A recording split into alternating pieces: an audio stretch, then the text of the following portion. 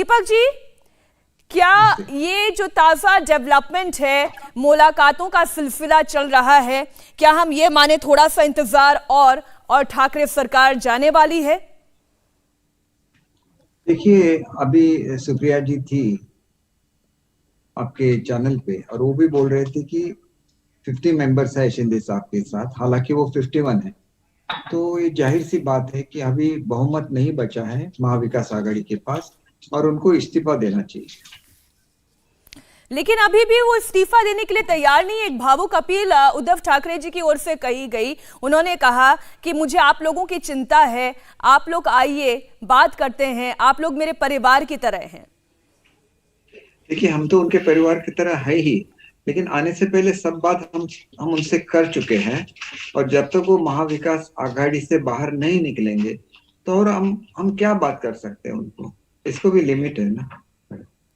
लेकिन बार बार ये आशंका जताई जा रही है, उद्धव ठाकरे हो, संजय राउत हो या शिवसेना के जितने नेता हैं, प्रवक्ता हैं, जो इस वक्त उद्धव ठाकरे समर्थक हैं, वो कह रहे हैं कि आपके ऊपर बहुत दबाव है और ये दबाव केंद्रीय एजेंसियों का है, ये दबाव ईडी, सीबीआई और पैसों का है।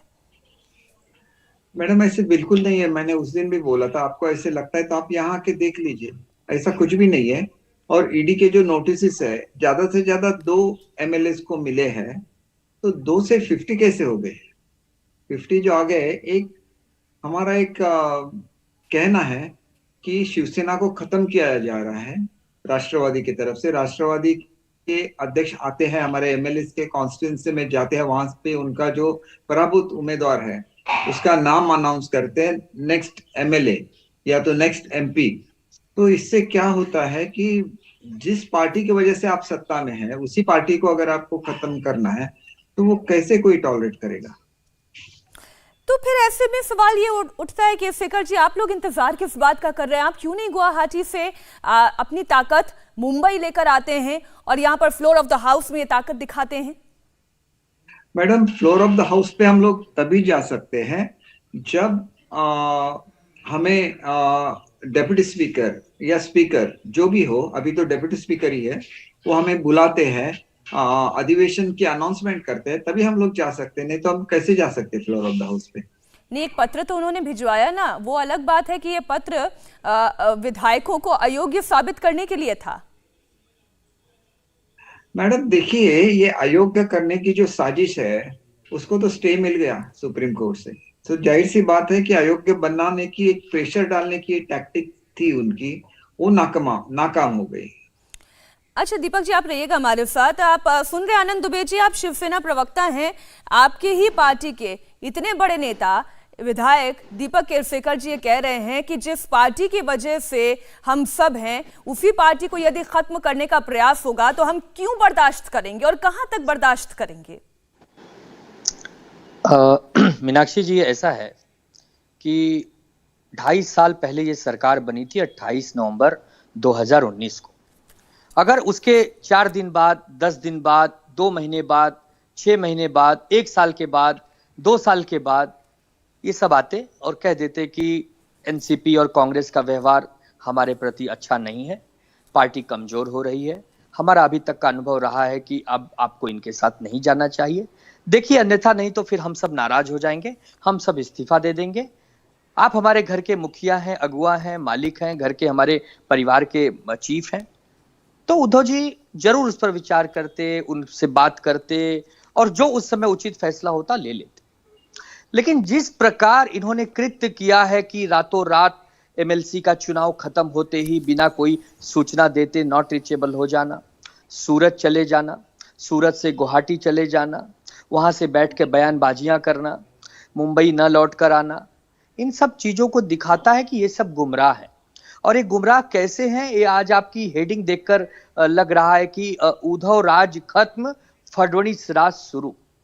अरे यार, जब मुख्यमंत्री नहीं बनना था, उसके इक्विवेलेंट की उससे छोटा वाला जो नगर विकास मंत्रालय खुद आपके पास है। मैं नहीं समझता कि अति महत्वाकांक्षा कहां चली गई। अगर आपको मुख्यमंत्री भी बनना होता तो उद्धव जी ने कहा कि मैं मुख्यमंत्री बना दूंगा, लेकिन जहां आप गुमराह होकर गए हैं वहां तो मुख्यमंत्री हेडिंग में फडणवीस जी दिख रहे हैं। दीपक जी, नहीं समझ इस पर रहा, आप मैं नहीं- रिस्पॉन्ड करेंगे दीपक जी? बिल्कुल बिल्कुल करेंगे।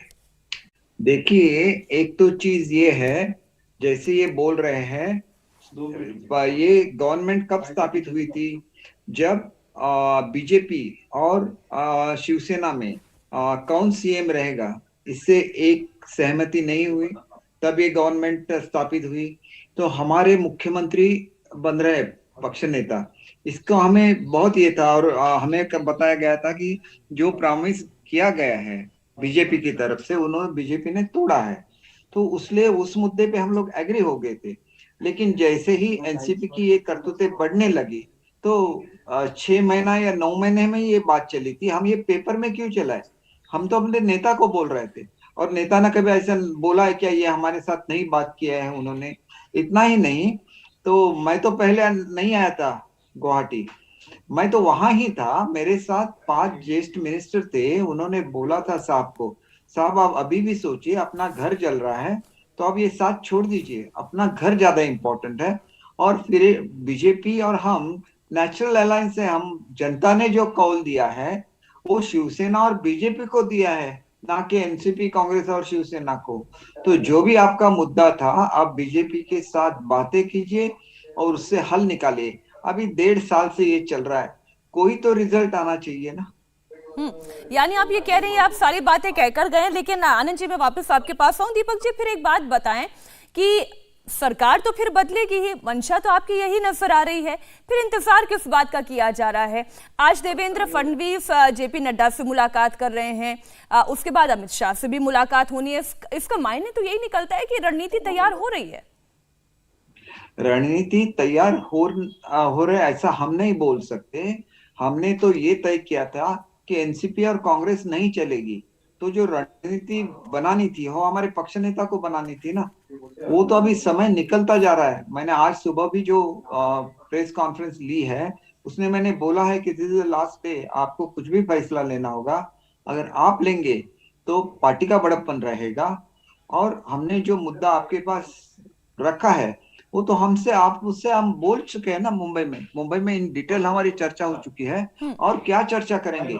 इसका मतलब थोड़ा सा ये भी निकलता है कि वहां आए और उस प्रेशर को हम लोग सरकम करें, ऐसे नहीं हो सकता मैडम। हम लोग एक निश्चय करके वहां से निकले हैं कि हम एनसीपी और कांग्रेस के साथ नहीं बैठेंगे।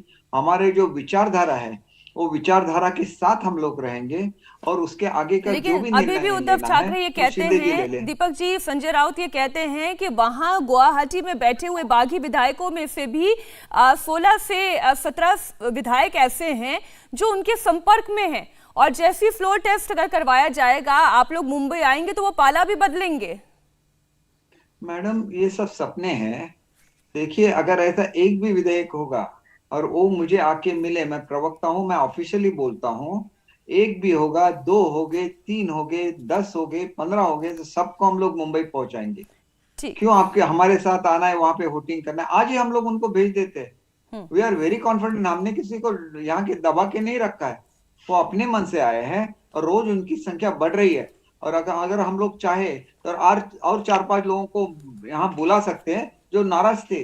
मतलब सब लोग नाराज है। पार्टी के 50 लोग एक साथ नाराज हो जाते हैं, उसका कॉग्निजेंस पार्टी चीफ नहीं लेते, और लास्ट डे पे हमको बोलते हैं कि आप आ जाओ। ये कब तक चलेगा? आनंद जी, अब तो बस यही लग रहा है, party is his, we are nobody. और वैसे देखा जाए तो हमें क्या बोलते हैं, मुझे एक बात खत्म करने दीजिए। ये जो इनके प्रवक्ता है, क्या बोलते हैं वो हमको सुअर बोलते हैं, हमको वो मरा हुआ बोलते हैं, वो हमारे पोस्टमार्टम करेंगे ऐसे बोलते हैं, इतने बुरे शब्द बोलते हैं। आप पार्टी के वर्कर्स को उठा देते हैं, रास्ते पे लाते हैं, उनपे हम हमारे घर पे भेज देते हैं, हमारे ऑफिस में भेज देते हैं। हमने क्या कहा था कि शिवसेना खत्म हो रही है, उसको बचाइए। इससे ज्यादा हमने कुछ बोला है क्या? हम कैसे बागी हो गए? हम बागी बिल्कुल नहीं है। पार्लियामेंट्री पार्टी हमारी है, मतलब वो शिवसेना की है, और शिंदे हमारे नेता है। ठीक है। इंडिया टीवी हर वक्त हर जगह डाउनलोड करने के लिए सर्च करें India TV news Google play store या ऐप स्टोर पर।